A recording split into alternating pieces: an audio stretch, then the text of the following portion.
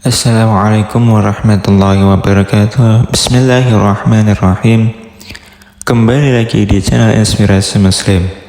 Pada video kali ini saya akan menjelaskan tentang syarat syah hewan yang dijadikan kurban. Kurban adalah ibadah yang sangat dianjurkan dan mempunyai dampak sosial. Karena daging hewan kurban dapat dibagikan kepada mereka yang kurang mampu. Setidaknya sekali dalam setahun, orang-orang yang membutuhkan dapat menikmati daging hewan kurban. Ini merupakan bentuk kebaikan dari orang yang berkurban untuk membantu sesama, terutama kaum muslim yang memerlukan asupan protein dari daging hewan kurban. Namun sebelum membeli hewan kurban untuk disembelih, umat Islam wajib mengetahui syarat-syarat hewan yang layak dan diperbolehkan untuk dijadikan hewan kurban. Hewan yang digunakan untuk berkurban dalam Islam harus memenuhi beberapa syarat tertentu, baik dari segi jenis, usia, kondisi fisik, dan juga kepemilikan. Berikut ini adalah penjelasan mengenai syarat-syarat hewan kurban beserta dalilnya. Syarat yang pertama, yaitu hewan tersebut harus berupa hewan ternak.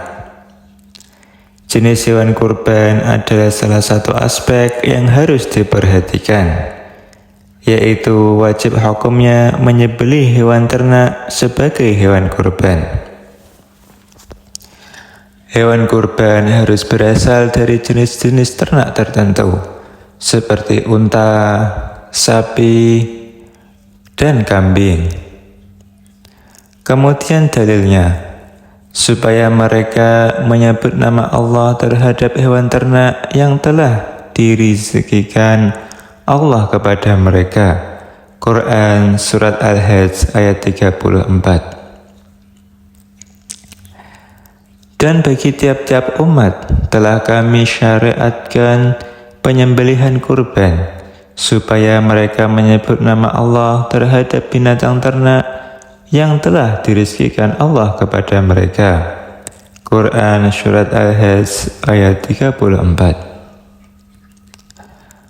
Kemudian syarat yang nomor 2, yaitu usia hewan.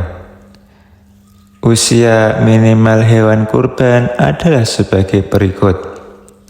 Unta minimal berusia 5 tahun dan memasuki tahun ke-6. Sapi minimal berusia 2 tahun dan memasuki tahun ke-3. Kambing minimal berusia 1 tahun dan memasuki tahun ke-2. Domba minimal berusia 6 bulan dan memasuki tahun ke-2. Kemudian dalilnya, janganlah kalian menyembelih kecuali hewan yang telah berusia musinnah. Kecuali jika kalian merasa sulit, maka sembelihlah jaza'ah dari kambing. Hadis riwayat Muslim. Syarat yang nomor 3, yaitu bebas dari cacat. Hewan kurban harus dalam kondisi sehat dan tidak cacat. Hewan yang cacat tidak syah untuk dijadikan kurban. Sebelum membeli hewan kurban, kondisi fisik hewan tersebut harus diperhatikan. Hindarilah hewan dengan kondisi cacat seperti kebutaan, penyakitan, pincang, atau yang terlalu kurus dan tidak memiliki tulang sumsum. Dan dalilnya, ada 4 macam hewan yang tidak boleh dijadikan kurban. Hewan yang buta sebelah matanya dan jelas kebutaannya. Hewan yang sakit dan jelas sakitnya. Hewan yang pincang dan jelas pincangnya. Dan hewan yang kurus hingga tidak memiliki sumsum tulang. Hadis riwayat Abu Daud dan An-Nasa'i. Kemudian yang nomor 4, yaitu bukan hewan memakan najis. Janganlah memilih dan menyembelih hewan yang telah lama terkurung dan akhirnya memakan kotoran, karena hal tersebut dapat membuat hewan sakit dan menularkan penyakit. Kemudian yang nomor 5, yaitu kepemilikan hewan. Hewan kurban harus merupakan milik sah dari orang yang berkurban atau dengan izin dari pemiliknya. Tidak sah berkurban dengan hewan yang hasil mencuri atau merampas. Tidak sah pula berkurban dengan hewan yang digadaikan atau hewan warisan. Kemudian dalilnya, sesungguhnya Allah itu baik dan tidak menerima kecuali yang baik. Hadis riwayat Muslim. Kemudian syarat yang nomor 6, yaitu penyembelihan hewan kurban dilakukan setelah melaksanakan sholat Idul Adha. Pada tanggal 10 dan batas akhir penyembelihan hewan kurban adalah terbenamnya matahari pada tanggal 13 Dzulhijjah. Sedangkan menurut mazhab Syafi'i adalah 4 hari setelah Idul Adha. Dalilnya yaitu barang siapa yang menyembelih sebelum sholat Idul Adha, maka ia menyembelih untuk dirinya sendiri.